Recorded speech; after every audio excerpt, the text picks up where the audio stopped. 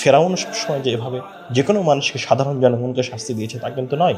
ফেরাউন শুধুমাত্র যারা তার ইবাদত করতো না, তার কথা শুনতো না, শুধু তাদেরকে অত্যাচার করেছে। যারা মারা গেছে তারা তো গেছেই, তারা তো আল্লাহ রাব্বুল আলামিনের কাছে গেছে।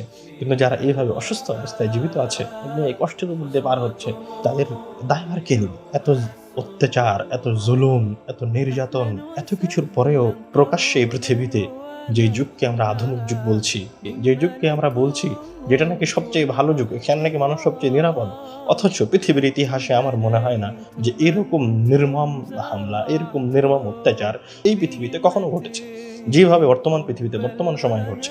মাঝে মাঝে আমার কাছে মনে হয় যে এটা শিক্ষিত পৃথিবী নয়, এটা আধুনিক যুগ নয়, এটা হচ্ছে সবচেয়ে বড় মূর্খতার যুগ। এবং এই যুগে যত বড় জালেম, যত বড় ফেরাউন তৈরি হয়েছে, পৃথিবীর ইতিহাসে কখনো এত বড় ফেরাউন, এত বড় জালেম তৈরি হয়নি।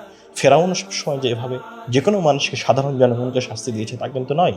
ফেরাউন শুধুমাত্র যারা তার ইবাদত করতো না, তার কথা শুনতো না, শুধু তাদেরকে অত্যাচার করেছে। কিন্তু বর্তমান সময়ের ফেরাউনরা, বর্তমান সময়ের জালেমরা সমানভাবে ছোট থেকে বড়, শিশু থেকে বৃদ্ধ, তারা কাউকে ছাড়ছে না।